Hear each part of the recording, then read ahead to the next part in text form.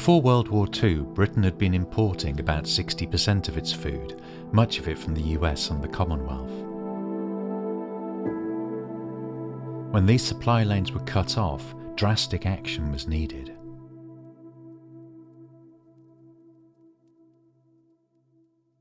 After war was declared in 1939, one of the main strategies of the Germans was to attack shipping bound for Britain, restricting British industry and potentially starving the nation into submission. Those supply lanes were becoming increasingly vulnerable because of German attacks. So this was a challenge. Any available land was given over to food production. The flower beds in Jefferson Gardens were transformed into vegetable patches. Part of the main lawn was ploughed up and given over to growing tomatoes and root vegetables. Food rationing was introduced in January 1940. At first this was limited to butter, bacon and sugar, but meat, cheese, tea and other groceries soon followed.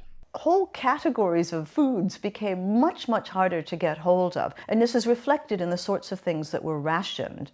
At best, you might receive 1 egg per person per week, but this was sometimes reduced to 1 every 2 weeks. Fruit was particularly scarce. What's my bid for these magnificent lemons? At a 1943 charity lunch at the town hall, 2 lemons were auctioned for over £1,000. A banana went for 500.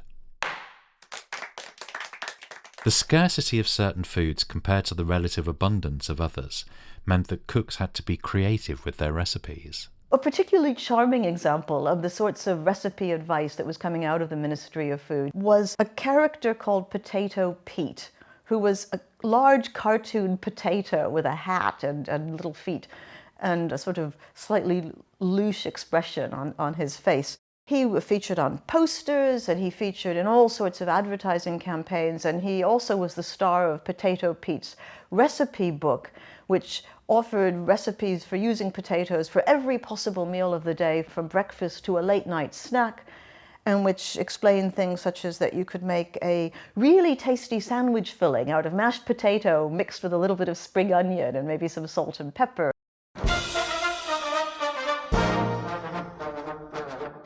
Sports events and fitness festivals were a means of keeping up morale. They also aimed to keep the population fit and healthy, despite their restrictive diet and limitations on free movement. When rations were running low, people could eat out in the British restaurant in Regent Grove, one of a network of over 1,000 set up across the country by the Ministry of Food to provide low-cost communal eating and run by local government on a non-profit basis. It opened on the 20th of August 1941 and served 2,500 meals in the first week. By June 1942, it was serving 5,000 lunches and 3,000 school meals per week. In 1942, artists from the Camouflage Directorate, based in Leamington Spa, painted a series of murals to decorate the restaurant, and it remained a popular destination until its closure in 1949. The end of the war didn't immediately signal an end to rationing. In some respects, it became even stricter than it was during the war. Bread was rationed from 1946 to 1948. Even potatoes were rationed after a hard frost in the winter of 1947. Rationing became a contentious political issue, absolutely central to the general elections in 1950 and 1951, which ended in Winston Churchill being returned to power. His government eventually ended all forms of food rationing on the 4th of July 1954. If you enjoyed this video, please like and subscribe to the channel. We're aiming to post new content about Leamington and Warwickshire on a weekly basis, so please stay tuned and thanks for watching.